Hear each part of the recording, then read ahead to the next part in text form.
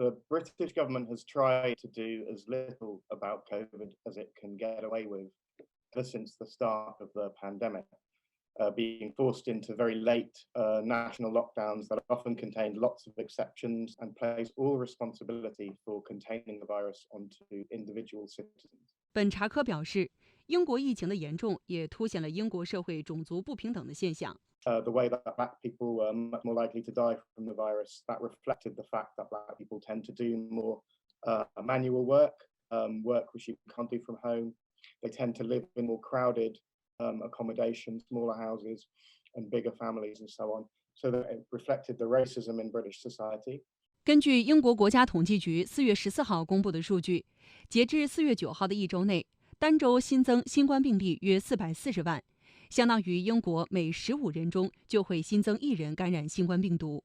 英国国家统计局的官员表示，现在说是否已经过了感染高峰还为时过早，并且总体感染率仍然很高。同时，英格兰和威尔士每周登记的涉及新冠病毒的死亡人数继续上升。本查科说，英国政府无视现实，仍维持与新冠共存的政策，无异于一场豪赌。I think the government is taking quite a big gamble.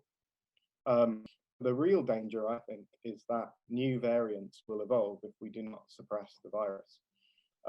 As it spreads, it mutates into different strains, which we already know from the sort of 3 years that we've been experiencing this so far. The consequences of a more virulent strain of the virus could be as bad as during the initial wave in 2020, when we saw huge numbers of people dying. 英国全面取消防疫限制措施，对医疗系统也造成了巨大冲击。本查科表示，包括英国国民医疗服务体系的工作人员在内的大量感染者正在增加卫生系统的压力。同时，英国国民医疗服务体系更难解决大量积压的常规疾病治疗。根据英国国家统计局14号的数据，创纪录的620万人正在等待英国国民医疗服务体系的常规治疗，急诊服务形势非常严峻。一位资深医生警告说，清除国民医疗服务体系在疫情期间积压的等候名单将需要数年时间。The government, though, does see an advantage in some of that because when there's more pressure on the NHS, like already, they're using that to say, well, we need to spend more money on private healthcare to plug the gaps in public health provision. And of course, the people who own and invest in the private healthcare companies donate money to the Conservative Party and so on. So you have this ulterior motive from some ministers who don't really mind if the NHS is under extreme pressure.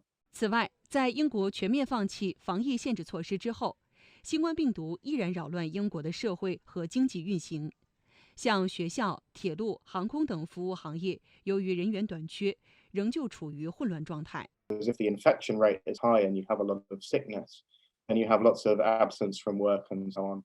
I had to travel by train to Scotland last month, and it's very common now to find that trains are being cancelled because too many staff are off sick to run the service properly. That's a problem that you see every time you go to a train station.